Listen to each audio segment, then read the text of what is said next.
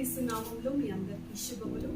ఈరోజు వాక్య సందేశం ఒబీడియన్స్, విధేయత అనే మాట మీద వాక్యం ధ్యానం చేసుకుందాం.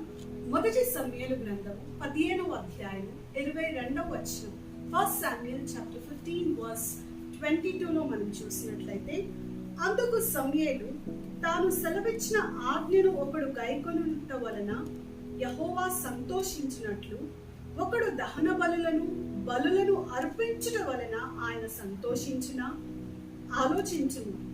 బలులు అర్పించుట కంటే ఆజ్ఞను గైకొనచెయు, పొట్టేలు క్రొవ్వు అర్పించుట కంటే మాట వినుటయు శ్రేష్టం. చూడండి, ఇక్కడ దేవుడు స్పష్టంగా మాట్లాడుతున్న మాట ఏంటంటే, బలులు అర్పించుట కంటే విధేయత చూపడం ఎంతో అవసరం. Obedience is better than sacrifice.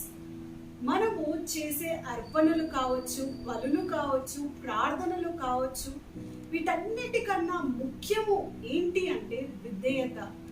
దేవుడి పట్ల విధేయత కలిగి ఉండడం చాలా చాలా శ్రేష్టము అని ఇక్కడ వాక్యం స్పష్టంగా మాట్లాడుతుంది.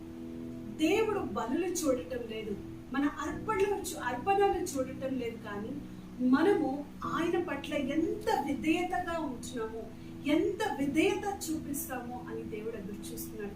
విధేయతను బట్టి దేవుడు సంతోషిస్తాడు, విధేయతను బట్టి దేవుడు మనల్ని ఆశీర్వదిస్తాడు. విధేయత ఉన్న ఎడల వారిని దేవుడు ఎంతగానో ప్రేమిస్తాడు, సంతోషిస్తాడు, ఆశీర్వదిస్తాడు. కనుక మనము మన జీవితంలో విధేయత కలిగి ఉండడం చాలా అవసరం. బైబిల్లో మనం చూసినట్లయితే దేవుడు మానవునికి ఇచ్చినటువంటి మొదటి ఆజ్ఞ విధేయత. ఆ పండు తినకూడదు అని దేవుడు ఆజ్ఞ ఇచ్చినప్పటికీ కూడా ఆ పండు తినడం వల్ల ఆ ఒక్క అవిధేయతను బట్టి లోకంలోకి పాపం వచ్చినట్లు మనం చూస్తున్నాం. చూడండి, విధేయతగా ఉన్నట్లయితే ఎన్నో ఆశీర్వాదాలు ఉన్నాయని బైబిల్ గ్రంథంలో చూస్తాం, కానీ అవిధేయతను బట్టి ఈ లోకంలోకి పాపం వచ్చినట్లు మనం చూస్తున్నాం. చూడండి, దేవుడు విధేయత పట్ల ఎంత శ్రద్ధ కలిగి ఉన్నాడో, దేవుడు విధేయత కొరకు ఎంత ఎదురు చూస్తున్నాడో, ఎవరు విధేయత కలిగి ఉన్నారో, ఎవరు నా పట్ల విధేయత కలిగి ఉంటారో అని వారి కొరకు దేవుడు ఎదురు చూస్తున్నాడు, వారి కొరకు దేవుడు ఆశపడుతున్నాడు. కనుక ఈరోజు మనము మన జీవితంలో విధేయత కలిగి ఉండడం చాలా అవసరం. మనం బైబిల్ గ్రంథంలో చూసినట్లయితే మత్తయి సువార్త 4వ అధ్యాయం 18వ వచనంలో నుండి మనం చూసినట్లయితే, మాథ్యూ చాప్టర్ 4 verse 18లో నుండి మనం చూసినట్లయితే, యేసు గలిలయ సముద్ర తీరమున నడుచుచుండగా పేతురు అనబడిన సీమోను అతని సహోదరుడైన అంద్రెయను అను ఇద్దరు సహోదరులు సముద్రములో వల వేయుట చూచెను. వారు జాలరులు. ఆయన, నా వెంబడి రండి, నేను మిమ్మును మనుష్యులను పట్టు జాలరులుగాను చేతునని వారితో చెప్పాను. చూడండి, ఇక్కడ మనం చూసినట్లయితే యేసయ్య పేతురు తన యొక్క సహోదరుడు అంద్రెయను వారి ఇరువురిని వల వేస్తున్నప్పుడు వారిద్దరిని చూసి నన్ను వెంబడించండి అని యేసయ్య వారికి చెప్తున్నాడు. చూడండి, ఇక్కడ యేసయ్య ఆ మాట పలికినప్పుడు, నా వెంబడి రండి, నేను మిమ్మల్ని మనుషులను పట్టు జాలర్లుగాను చేతునని వారితో చెప్పాను. వెంటనే వారు తమ వలలను విడిచిపెట్టి ఆయనను వెంబడించారు. చూడండి, ఇక్కడ మనం చూసినట్లయితే యేసయ్య ఎప్పుడైతే ఆ ఇరువురిని పేతురు అంద్రెయలను పిలిచాడో, వారు ఆ సమయంలో వారు ఏం చేస్తున్నారంటే వల వేశారు. చూడండి, సముద్రంలో వల వేయుట చూచెను. వల వేయుట అనగా వారు ఆ సమయంలో ఆ వలను సముద్రంలోకి విసిరారో లేకపోతే వలను వారు వేసినట్లు ఇక్కడ రాసింది. వల వేసినప్పుడు అక్కడ జరిగేది ఏంటంటే, దాంట్లోకి అనేకమైన చేపలు వస్తాయి. ఆ చేపలన్నీ దాంట్లోకి వచ్చినప్పుడు ఆ వలను లాగుతారు. అయితే ఇక్కడ మనం చూడవలసింది ఏంటంటే, ఎప్పుడైతే ఆ ఇరువురు సహోదరులు వల వేయుట చూచెను, వల వేసినప్పుడు లేక వల వేసిన తర్వాత యేసయ్య వారిని నన్ను వెంబడించండి అని పిలిచినప్పుడు ఉన్న పాటుగా ఆ వలను వదిలిపెట్టి వారు యేసయ్యను వెంబడించారు అని ఇక్కడ రాసింది. అక్కడ ఇన్స్టెంట్ ఒబీడియన్స్ కనిపిస్తుంది. ఆ ఇద్దరు సహోదరులు ఈ యొక్క వలను మేము తీసిన తర్వాత, చేపలన్నీ లాగిన తర్వాత, ఈ పని ముగించిన తర్వాత నేను మిమ్మల్ని వెంబడిస్తాము అని చెప్పలేదు. కానీ ఉన్న పాటున వారు అక్కడ వలను వదిలిపెట్టి యేసయ్యను వెంబడించినట్లు ఇక్కడ రాసింది. ఇన్స్టెంట్ ఒబీడియన్స్, వెంటనే లోబడ్డారు. చూడండి, దేవుడు ఇటువంటి విధేయతను బట్టి దేవుడు ఎంతగానో సంతోషిస్తాడు. ఈ ఇరువురు సహోదరులు దేవుడు పిలిచిన వెంటనే వారి పనులన్నీ విడిచిపెట్టి వెంటనే యేసయ్య మాటకు లోబడి వారు వెంబడించినట్లు మనం చూస్తాం. అదే గ్రంథంలో మనం క్రింద వచనాల్లో మనం చూసినట్లయితే 21వ వచనం మనం చూసినట్లయితే, ఆయన అక్కడి నుండి వెళ్ళి జెబెదయి కుమారుడైన యాకోబు, అతని సహోదరుడైన యోహాను అని మరి ఇద్దరు సహోదరులను తమ తండ్రి అయిన జెబెదయి యొద్ద దోణిలో తమ వలలు బాగు చేసుకొనుచుండగా చూచి వారిని పిలిచెను. వెంటనే వారు తమ దోణెను తమ తండ్రిని విడిచిపెట్టి ఆయనను వెంబడించింది.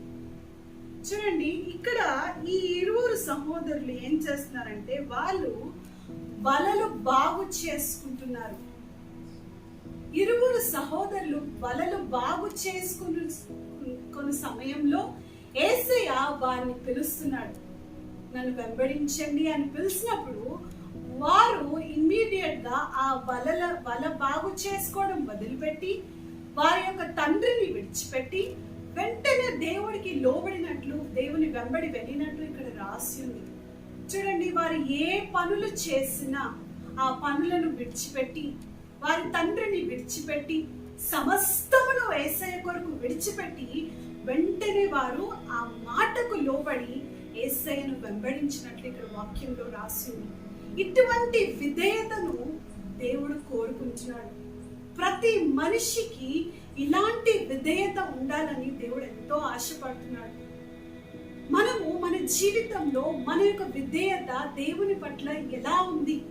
కొన్నిసార్లు కొందరు మనకి ఏదైనా చెప్పినప్పుడు మనసులో వెసుకొని పైకి మనము విధేయత చూపినట్లు చేస్తూ ఉంటాం. కానీ దేవుడు ఇక్కడ హృదయపూర్వకంగా మనము విధేయులుగా ఉండడం, హృదయపూర్వకంగా మనము దేవుని వెంబడించడం, విధేయత చూపడం దేవుడు ఆశపడుతున్నాడు. ఇక్కడ ఈ శిష్యులు వెంటనే వారు వలలను విడిచిపెట్టారు, తన తండ్రిని విడిచిపెట్టారు.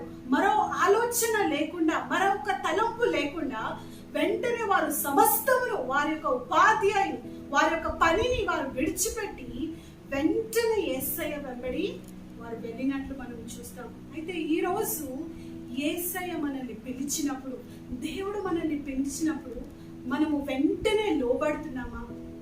లేక దేవా నాకు కొంత సమయం ఇవ్వు, నేను నా పనులను సరి చేసుకుంటాను, నా కుటుంబాన్ని సరి చేసుకుంటాను, కొన్ని పనులను నేను చేపట్టాను, ఇవన్నీ ముగించుకున్న తర్వాత నేను వెంబడిస్తాను, లేక నేను నీకు లోబడతాను, ఇవన్నీ జరిగిన తర్వాత నేను నీకు విధేయత చూపిస్తాను అని అంటున్నామేమో.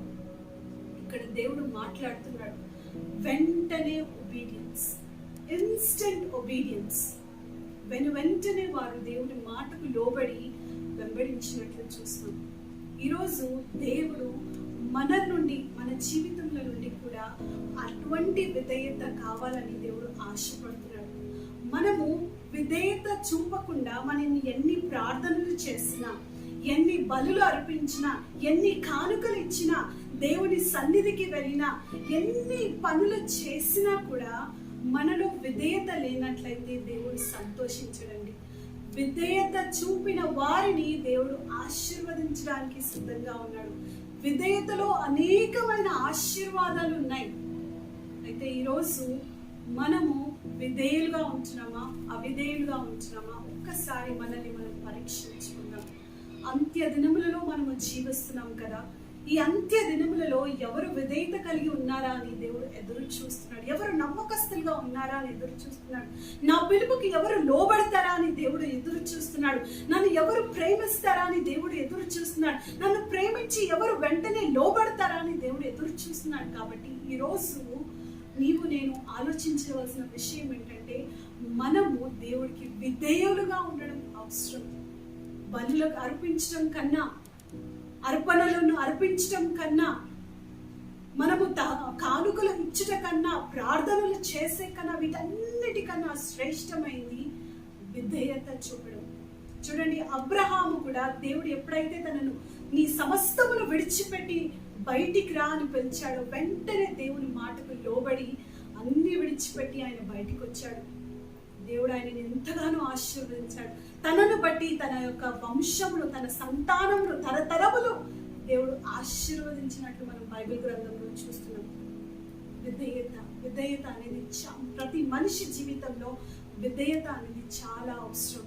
కనుక ఈరోజు మనం ఎక్కడున్నాం? ఆదాము వలె మనము అవిధేయులుగా ఉంటున్నామా, లేక అబ్రహాము ఎలా విధేయుడుగా ఉన్నాడో అలాంటి విధేయత మనం దేవుడికి చూపగలుగుతున్నామా?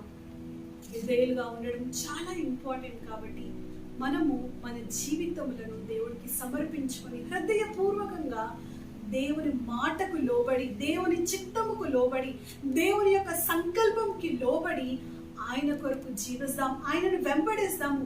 మరణము వరకు నమ్మకంగా ఆయనను వెంబడిస్తూ ఆయన కొరకు బ్రతుకుదాం. అటువంటి విధేయత దేవుడు మనందరికీ కూడా అనుగ్రహించును గాక. దేవుడి యొక్క వాక్యం దీవించును గాక. God bless you all.